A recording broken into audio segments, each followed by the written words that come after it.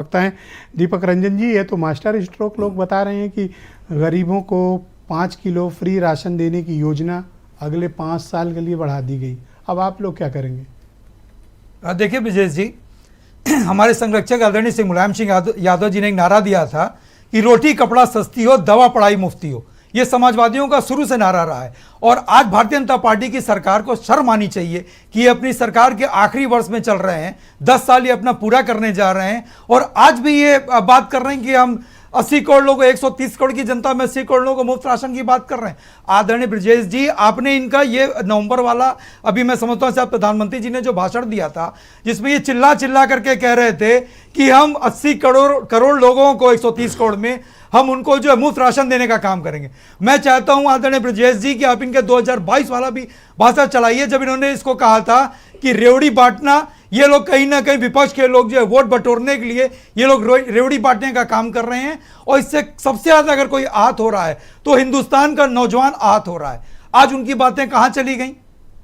देखिए, आज की तारीख में हिंदुस्तान की महान जनता स्वावलंबी और स्वाभिमानी होना चाहती है, स्वाभिमानी होना चाहती है। वो चाहती है कि उनको नहीं, मैंने यही रोजगार मिले। जिसे कि आप करें तो मदद है लोगों की, और अगर अपोजिशन की सरकार है आप लोग करें तो मुफ्त की रेवड़ी है।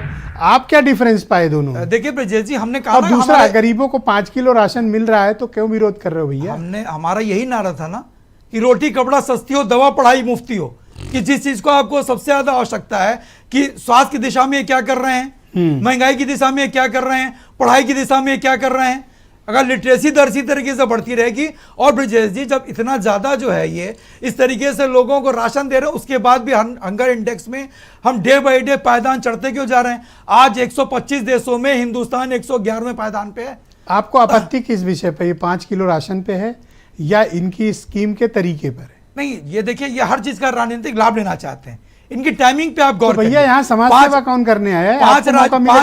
5 राज्यों पे के चुनाव हो रहे हैं। मैं तो समझता हूं कि चुनाव आयोग को संज्ञान लेते हुए, आचार संहिता का उल्लंघन मानते हुए प्रधानमंत्री के खिलाफ कार्रवाई करनी चाहिए कि जब 5 राज्यों में चुनाव चल रहे हैं तो आप बिल्कुल ठीक है, गरीब के पेट पे लात मारिए, ये बहुत अच्छी बात है। आलोक जी 1 मिनट रुके आप, मैं दूंगा समय, इनको कंप्लीट करने दें आपको। हाँ, बोलोगे तो मैं जवाब दूंगा आपकी बात बोले बीच में टोक करके मैं जवाब दूंगा आपको। नहीं, कोई बात नहीं, आप अपनी बात कंप्लीट आप अपने प्रधानमंत्री के बात पे नहीं टिक रहो। 1 साल के अंदर प्रधानमंत्री अपना स्टेटमेंट बदल रहे हैं। पिछले साल वही मुफ्त की रेवड़ी कह रहे थे और प्रधानमंत्री के स्टेटमेंट में तो विजय जी से बार बार मैं वो करना चाहूंगा कि आप एक बार इनका 2022 वाला पता होता कि आप ये उठाओगे तो मैं पहले निकालता। नहीं, एक बार आपने कहा मैं ढूंढवाऊंगा। 2022 का वो वाला जुलाई 2022 का उनका स्पीच थी, भाषण दे रहे थे और उन्होंने स्पष्ट कहा था कि इससे मुफ्त की रेवड़ी बांट करके थैंक यू दीपक जी, शुक्रिया। नौजवानों को हमारे साथ जुड़े रहिएगा, डिबेट को आगे